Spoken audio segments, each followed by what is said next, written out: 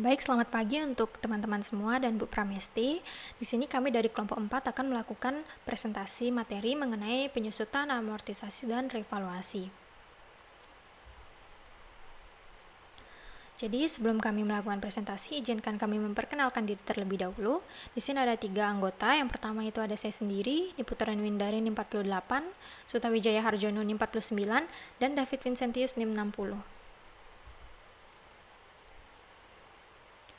Adapun pokok bahasan yang akan kami bahas pada hari ini, yang pertama itu ada amortisasi, metode dan tarif amortisasi, contoh perhitungan amortisasi, amortisasi berdasarkan metode satuan produksi, dan revaluasi atau penilaian kembali aktiva tetap. Baik, untuk materi yang pertama akan dibawakan oleh Suta. Untuk Suta, dipersilakan. Baik, Rani, terima kasih atas waktunya. Di sini saya akan menjelaskan mengenai amortisasi dan metode serta tarif amortisasi. Jadi sebelumnya kita akan bahas dulu yang pertama, yaitu apa sih itu amortisasi. Jadi amortisasi itu merupakan prosedur akuntansi yang secara bertahap mengurangi nilai biaya dan suatu aktiva dengan umur manfaat terbatas atau aktiva tidak berwujud lain melalui pembebanan berkala ke pendapatan. Amortisasi ini juga dapat berarti pengurangan utang dengan pembayaran pokok dan bunga secara teratur dengan jumlah tertentu sehingga pinjamannya dapat terbayar pada saat jatuh tempo. Di sini ada apa namanya? Meski dia sama-sama ya memiliki arti penyusutan sebuah objek, jadi amortisasi ini sebenarnya berbeda dengan depresi dan deflasi. Kalau depresi itu kan biaya penyusutan aset tetap terhadap manfaatnya. Misalnya contohnya itu kendaraan. Kemudian kalau deflasi itu biaya penyusutan pada bidang pertambangan. Nah, kalau amortisasi ini itu merupakan prosedur di mana terjadinya penyusutan pada pengurangan nilai aktiva tidak berwujud pada suatu periode akuntansi. Contohnya, ini kita next dulu, ini ada contohnya. Nih, sebuah perusahaan ya kan. Sebuah perusahaan memiliki pinjaman sebesar 10 juta rupiah. Nah, setiap tahunnya itu diangsur sebesar 500.000 per tahun selama 20 tahun. Nah, kegiatan seperti ini dapat disebut sebagai perusahaan tersebut sedang melakukan amortisasi sampai pinjaman tersebut hilang atau habis. Seperti itu. Kita lanjut ke metode dan tarif amortisasi. Nah, secara umum, di sini udah ada ya. Secara umum, UU PPH mengatur dua metode amortisasi yang dapat digunakan, yaitu metode garis lurus dan metode saldo menurun. Untuk metode garis lurus atau straight line method, itu merupakan metode yang digunakan untuk menghitung amortisasi harta tak berwujud yang dilakukan pada bagian-bagian yang sama besar dengan cara menerapkan tarif amortisasi atas pengeluaran selama masa manfaat yang telah ditetapkan. Sedangkan untuk metode saldo menurun atau declining balance method, itu merupakan metode yang digunakan untuk menghitung amortisasi dalam bagian-bagian yang menurun dengan cara menerapkan tarif amortisasi atas nilai sisa buku. Dan nilai sisa buku pada akhir masa manfaat ini harus diamortisasikan sekaligus. Kalau untuk sisanya itu sekaligus dia langsung diamortisasi. Oke, biar lebih jelasnya kita lihat dulu ini. Di sini ada rincian kelompok harta, masa manfaat, dan tarif amortisasi untuk masing-masing metode. Di sini ada 4 kelompok ya. 4 kelompok. Untuk kelompok yang pertama itu masa manfaatnya 4 tahun dengan tarif amortisasi garis lurus sebesar 25% dan tarif amortisasi saldo menurun sebesar 50%. Kemudian kelompok kedua itu 8 tahun, garis lurusnya 2,5%, saldo menurunnya 25%. Kelompok 3 itu 16 tahun, 6,25% garis lurus, dan saldo menurun 12,5%. Dan yang terakhir itu kelompok 4, itu masa manfaatnya 20 tahun, dengan tarif metode garis lurusnya itu 5%, dan metode saldo menurun 10%. Di sini ada catatan juga ya, untuk harta tak berwujud yang masa manfaatnya tidak tercantum di sini, itu wajib pajak biasanya menggunakan masa manfaat yang terdekat. Misal, harta tak berwujudnya dengan masa manfaat sebenarnya 7 tahun. Itu nanti akan menggunakan masa manfaat yang selama 8 tahun. Itu kan paling mendekati dia. Seperti itu. Oke, kita langsung saja masuk ke contoh. Di sini ada contoh perhitungannya. PT Windari mengeluarkan biaya sebesar 1 miliar pada tanggal 15 Januari 2020 untuk memperoleh lisensi menggunakan perangkat lunak khusus selama 5 tahun. Untuk penghitungan amortisasi atas lisensi tersebut, yang yaitu menurut ketentuan pajak dihitung sebagai berikut. Kita next. Pertama kita coba untuk menghitung menggunakan metode garis lurus. Kalau untuk metode garis lurus ini eh, nilai amortisasi tiap tahunnya nih sama dia. Jadi kita lihat lagi ya kan. Di sini 5 tahun ya. Di sini selama 5 tahun. Kalau kita lihat di tabel, di sini kan nggak ada nih. Kita pakai yang terdekat. Yang terdekat adalah 4 tahun. Jadi kita pakai tarif amortisasi garis lurusnya yang 25%. Kita balik lagi ke yang tadi. Oke, 25%. Cara menentukannya gampang sekali. Itu kita tinggal 20 mengalihkan saja bisa juga. Kita tinggal cari 25% dari 1 miliar. Itu kan nilainya 250 juta. Nah, jadi segitulah sejumlah yang akan dinilai amortisasi pada tahun 2020. Sehingga nilai bukunya itu selanjutnya akan dikurangi. Nah, nilai bukunya itu tadinya 1 miliar karena nilai amortisasi tahun 2020 250 juta, maka nilai buku saat ini 250 juta dan begitu seterusnya sampai nilai bukunya habis. Jadi ini karena metode garis lurus ini nilainya sama terus dia tiap tahun. Pokoknya sampai nilai bukunya habis. Begitu. Oke, udah jelas ya. Kita lanjut yang metode saldo menurun. Untuk saldo menurun ini ada sedikit perbedaan. Oke, sebelumnya kita harus tahu dulu dari mana sih kita dapat tarif amortisasi. Balik lagi ke tabel tadi. Nih, di tabel ini untuk yang 5 tahun ya, berarti kita pakai yang kelompok 1, masa manfaat 4 tahun, di mana tarif amortisasi metode saldo menurunnya itu 50%. Oke. Untuk perhitungannya ini mirip juga, tapi ada perbedaan nanti. Yang digunakan 50%. Ini 50% dari nilai buku saat ini 1 miliar, 50%-nya 500 juta. Oke, selanjutnya sisa 500 juta kan. Sisa 500 juta. Terus di tahun berikutnya kita akan menggunakan 50% dari nilai buku saat ini. Jadi 50% dari 500 juta ya. Nilai buku yang terakhir lah. Kalau yang tadi kan tetap dia terus sama terus dia. 20%, 25% dari ini. Dari 1 miliar. Kalau ini 50% dari nilai buku yang terakhir. Jadi 50% dari 500 juta itu 250 juta. Kemudian 50% dari 100 pada tahun 2022 itu nilai amortisasinya 50% dari 250 juta yaitu 125 juta. Nah, ini ada yang perlu diperhatikan ini. Seperti yang sudah saya singgung sebelumnya, ini kan tahun 2023 ini merupakan nilai sisa buku pada akhir masa manfaat. Makanya ini diamortisasi sekaligus. Jadi kan nilai bukunya sisa 125 juta, sekalian ya di sini diamortisasi sebesar 125 juta. Sehingga nilai bukunya sudah habis. Selesai di sini. Oke. Sekian sedikit penjelasan mengenai amortisasi dan metode serta tarif amortisasi dari saya. Terima kasih atas waktunya. Saya kembalikan ke moderator. Baik, terima kasih Suta untuk pemaparannya. Jadi untuk materi selanjutnya, ini akan dibawakan oleh David. Untuk David, dipersilakan. Oke, jadi di sini saya akan menjelaskan tentang amortisasi berdasarkan metode satuan produksi. Nah, untuk amortisasi berdasarkan metode satuan produksi itu ada dua ya. Jadi yang pertama itu hak atau pengeluaran di bidang penambangan minyak dan gas bumi. Ini khusus untuk penambangan minyak dan gas bumi saja. Lalu yang kedua itu hak penambangan selain minyak dan gas bumi. Itu ada apa aja? Itu ada hak pengusahaan hutan, hak pengusahaan sumber dan hasil alam lainnya. Jadi diingat ya, ada dua khusus minyak dan gas bumi sama selain minyak dan gas bumi. Nah, amortisasi berdasarkan metode satuan produksi untuk hak atau pengeluaran di bidang penambangan minyak dan gas bumi. Jadi itu di sini amortisasi dengan metode satuan produksi ini diterapkan pada amortisasi atas pengeluaran untuk memperoleh hak dan pengeluaran lain yang mempunyai masa manfaat lebih dari 1 tahun di bidang penambangan minyak dan gas bumi. Dalam hal ini, metode satuan produksi dilakukan dengan menerapkan persentase tarif amortisasi yang besarnya setiap tahun sama dengan presentasi perbandingan antara realisasi penambangan minyak dan bumi pada tahun yang bersangkutan dengan taksiran jumlah yang diproduksi dari kandungan minyak dan gas bumi di lokasi tersebut. Jadi biar nggak bingung, kita langsung aja ke contohnya seperti apa. Jadi di sini contohnya itu pada tahun 2001 PT Wijaya mengeluarkan uangnya sebesar 1 M untuk memperoleh hak penambangan minyak bumi di suatu tempat ya.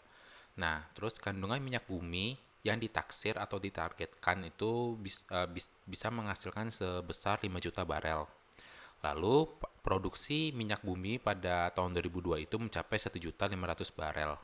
Jadi di sini ingat-ingat ya, PT Wijaya mengeluarkan uangnya itu sebesar 1 M, terus target minyak bumi yang ditaksirkan itu sebesar 5 juta barel, terus produksi tahun 2000 pada 2002 itu 1.500.000 barel. Maka untuk perhitungan tarif amortisasinya itu rumusnya adalah realisasi penambangan dibagi dengan taksiran kandungan dikali dengan 100%. Nah, realisasi penambangan itu maksudnya barel yang diproduksi pada tahun itu. Tadi kan datanya itu tahun 2002 itu sebesar 1.500.000. Lalu taksiran kandungannya itu adalah taksiran yang ditargetkan dari hasil penambangan gas dan minyak bumi itu gitu. Itu sebesar 5 juta barel. Jadi 1.500.000 dibagi dengan 5 juta dikali dengan 100% akan mendapatkan hasil 30%. Jadi tarif amortisasi pada tahun 2002 itu adalah 30% dikali dengan 1 M, maka mendapatkan hasil 300 juta. Perhitungannya cukup mudah ya di sini ya. Terus kita lanjut aja ke yang berikutnya itu. Tadi kan amortisasi berdasarkan metode satuan produksi untuk penambangan minyak dan gas bumi kan. Nah, di sini saya akan menjelaskan untuk yang khusus pengusahaan hutan dan sumber alam lainnya. Nah, jadi amortisasi dengan metode satuan produksi khusus hutan dan sumber alam lainnya itu dibatasin sampai setinggi-tingginya 20%. Jadi aturannya hampir sama kayak yang sebelumnya ya. Aturannya itu pertama selain dari minyak dan gas bumi, terus masa manfaatnya itu harus lebih dari 1 tahun. Jadi kita langsung aja ke contohnya seperti apa. Rumusnya sama juga. Jadi di sini contohnya itu PT Vincent pada tahun 2002 mengeluarkan uang sebesar 1 M untuk memperoleh hak pengusahaan hutan. Nah, potensi yang dapat dihasilkan dari hutan tersebut itu sebesar 20 juta ton dan jumlah produksi pada tahun 2002 itu mencapai 8 juta ton. Jadi perhitungan tarif amortisasinya itu adalah 8 juta dibagi dengan 20 juta ton. Lalu dikalikan dengan 1 M maka mendapatkan 40%. Nah, 40% itu dikali dengan 1 M 400 juta. Seharusnya segitu. Cuman karena ini bukan hasil alam minyak dan gas bumi, jadi dia dibatasin sampai maksimal 20% seperti yang tadi saya sebutkan. Jadi angka 400 juta itu nggak terpakai, 40%-nya itu nggak terpakai. Jadi yang akan dikenakan itu hanyalah 20% dikali dengan 1 M. Jadi tarif amortisasinya itu hanya 200 juta. Seperti itu. Jadi kita nggak pakai angka yang 40%. Karena aturannya khusus yang selain minyak dan gas bumi itu setinggi-tingginya tarif amortisasinya itu hanya sebesar 20% saja, seperti itu. Bisa dipahami ya, dan cukup mudah untuk membedakannya. Pokoknya yang minyak dan gas bumi itu dia nggak dibatasin, namun selain itu buat yang lain kayak hutan dan sumber alam lainnya itu dibatasin dengan maksimal 20%, seperti itu. Nah, itu sekian presentasi dari saya akan kembalikan ke moderator. Terima kasih. Baik, di sini saya akan melanjutkan materi mengenai revaluasi. Jadi, apa sih itu revaluasi aset? Revaluasi aset adalah aktivitas penilaian kembali suatu aset atau aktiva tetap perusahaan karena dianggap tidak lagi mencerminkan nilai sesungguhnya. Jadi nilai aset itu kan pasti akan mengalami perubahan ya. Pada umumnya akan mengalami yang namanya peningkatan. Seperti contohnya kita membeli tanah 5 tahun yang lalu. Harga tanah tersebut di tahun ini kan pasti akan berbeda.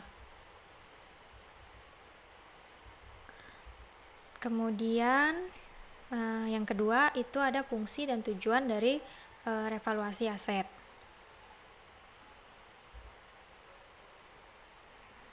Nah, jadi tujuan untuk melakukan revaluasi ada dari dua sisi, yaitu dari sisi perpajakan dan sisi perusahaan. Bila dari sisi perpajakan, itu ada dari sudut pemerintah dan sudut wajib pajak. Apabila dari sudut pemerintah, revaluasi dapat menambah penerimaan negara yang berasal dari pajak penghasilan atau PPh badan. Sedangkan dari sudut wajib pajak, revaluasi mampu membantu dalam hal menghemat pembayaran pajak yang biasanya timbul akibat dari akumulasi naiknya biaya penyusutan setelah revaluasi.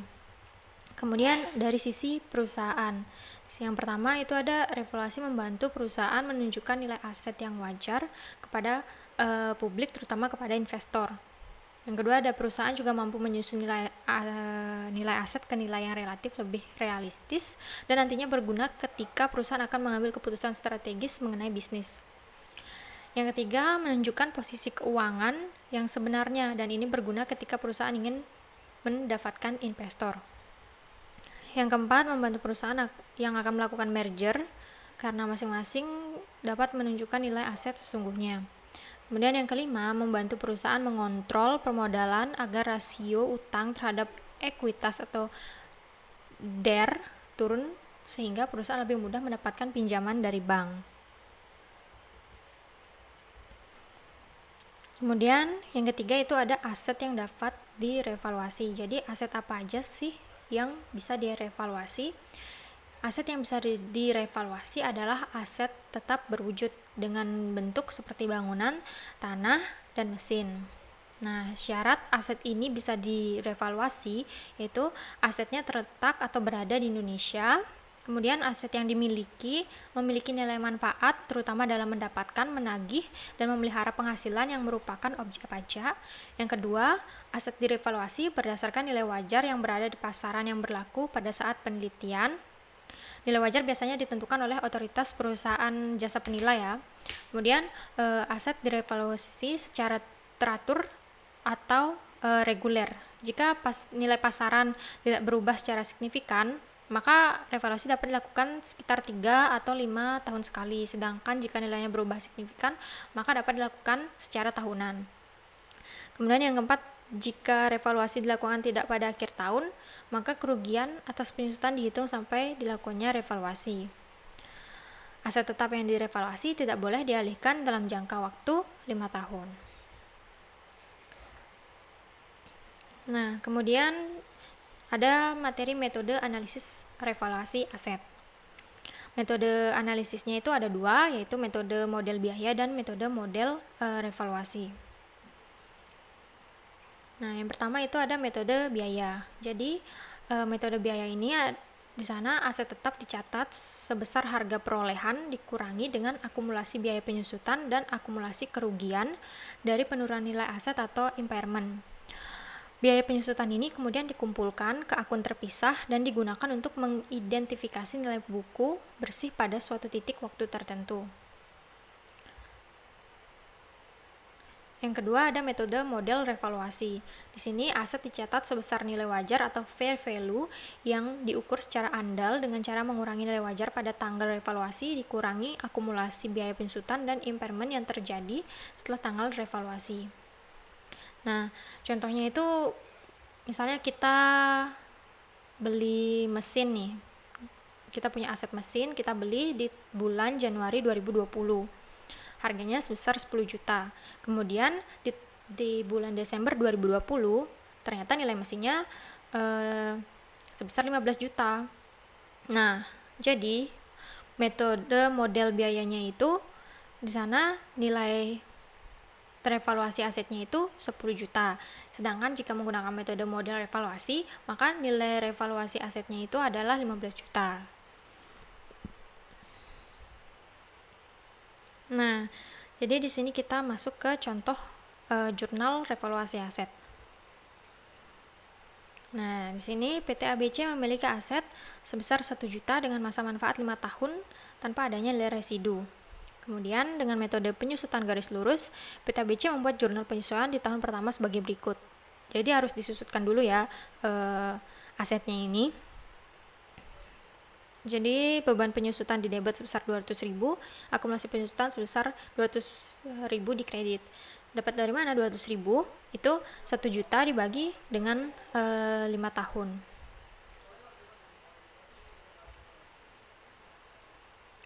Kemudian, setelah jurnal penyesuaian tersebut dipindah bukukan, nilai buku aset tetap dari PT ABC menjadi 800.000. Itu didapat dari nilai awal pembelian dikurangi dengan penyusutan. Jadi 1 juta dikurang 200.000, dapatlah nilai buku aset tetap sebesar 800.000. Kemudian pada akhir periode, PT ABC menyewa jasa ahli penilai dan menetapkan nilai wajar atau fair value menjadi 850.000. Nah, 850.000 ini itu sebenarnya, atau bisa dibilang fair value ini sebenarnya nggak ada aturan khususnya harus berapanya, karena ini ditentukan oleh jasa ahli penilainya dan dari perusahaan tersebut. Nah, ini tuh biasanya dilakukan dengan cara riset pasar. Jadi dicari tahu loh, misalnya misalnya kita punya mesin fotokopi. Di tahun ini mesin ini nih berapa sih pasarannya gitu. Nah, jadi kita menetapkan nilai wajar atau fair value-nya itu dari sana. Jadi dari aset PT ABC ini mendapatkan nilai fair value sebesar 850.000. Nah, untuk melaporkan aset tetap dengan nilai wajar, PT ABC membuat jurnal evaluasi sebagai berikut. Jadi, akumulasi penyusutan 200.000 di debit dan aktiva tetap 150.000 di kredit, surplus revaluasi 50.000 di kredit. Dengan adanya jurnal revaluasi di atas, PT ABC melaporkan aset tetap dengan nilai wajar yang baru yaitu 850.000.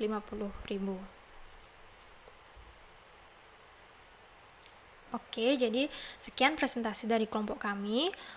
Terima kasih untuk teman-teman yang sudah menyaksikan video ini. Semoga kalian mengerti dengan apa yang kami sampaikan. Terima kasih.